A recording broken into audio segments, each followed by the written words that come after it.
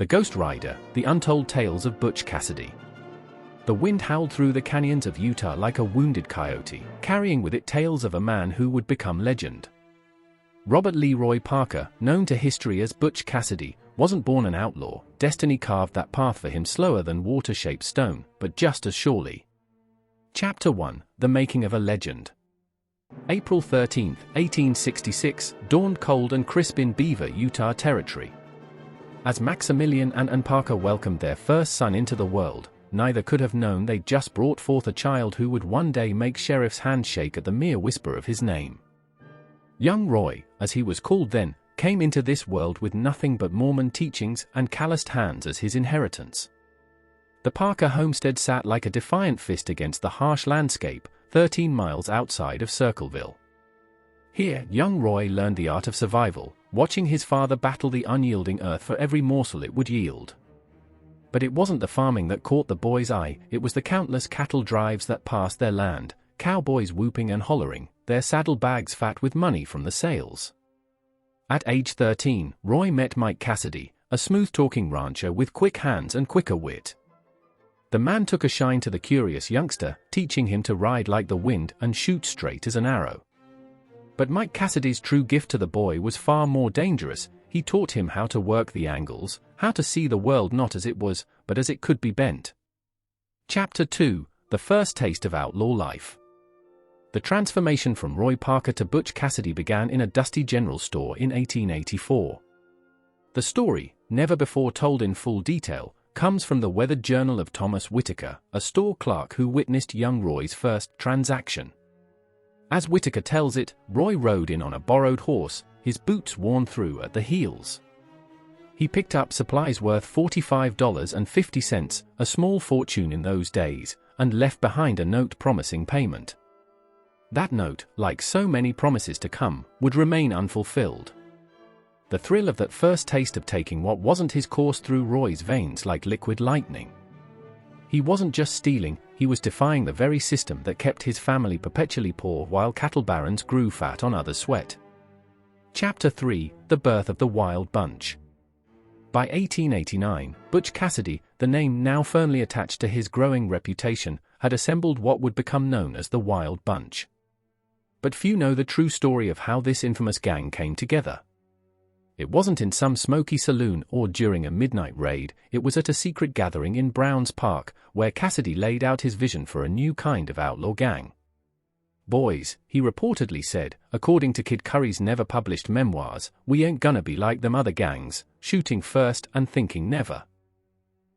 We're gonna be smarter than the law, quicker than a rattler, and smoother than Kentucky bourbon." The Wild Bunch operated like no other outlaw gang before them.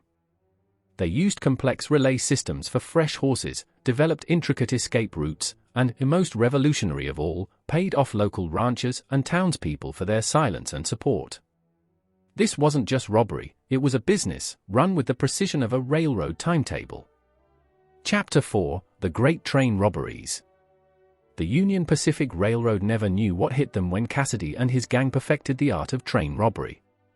Their most daring heist, the Wilcox train robbery of June 2, 1899, demonstrated Cassidy's brilliant planning.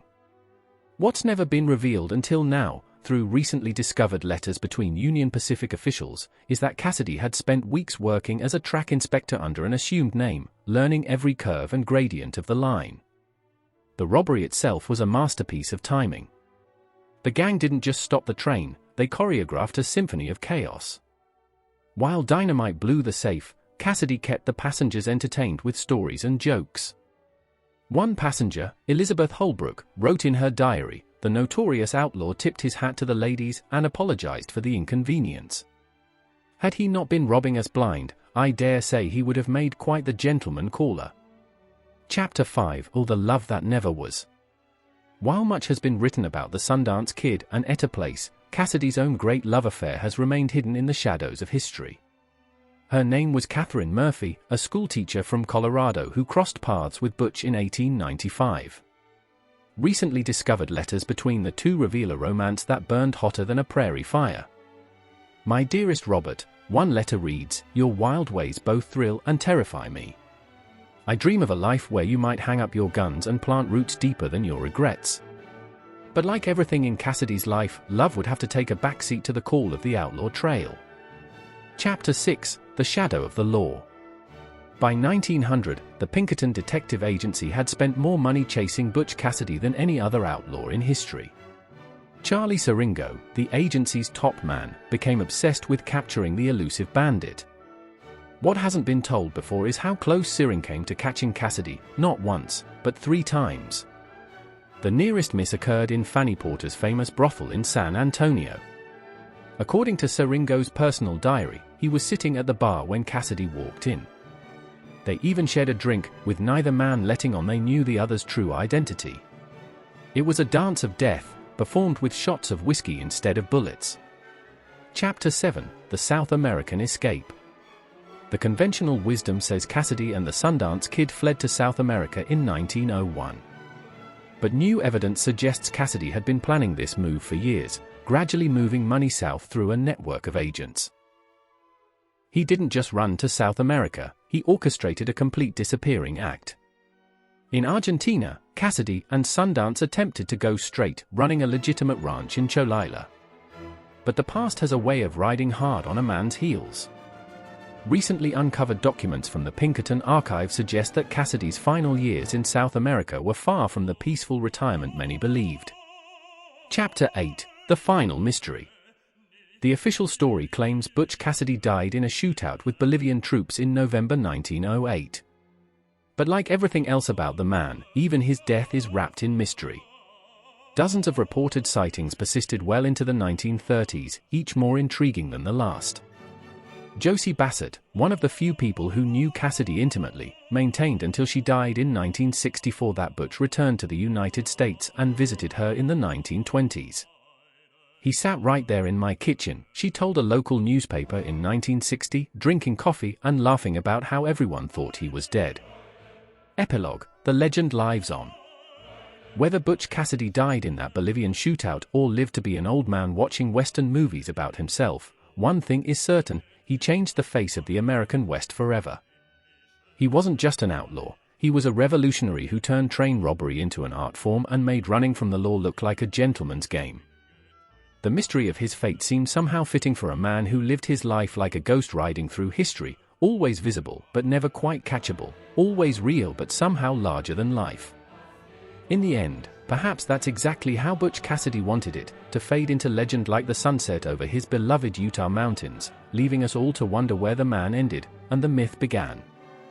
Some say on quiet nights in the canyons of Utah, if you listen careful like, you can still hear the thunder of ghost horses and the echo of laughter carrying on the wind, the last remnants of the wild bunch making their eternal getaway, with Butch Cassidy leading the charge into legend.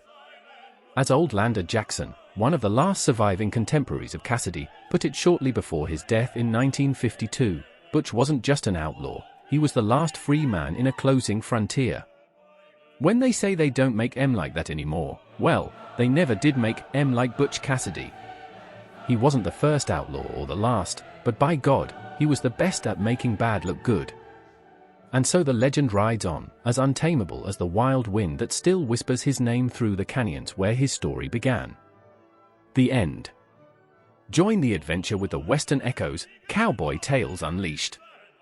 If you're loving our cowboy stories and captivating tales, don't miss out. Hit that subscribe button to stay updated on all our future posts. Saddle up and ride along with us.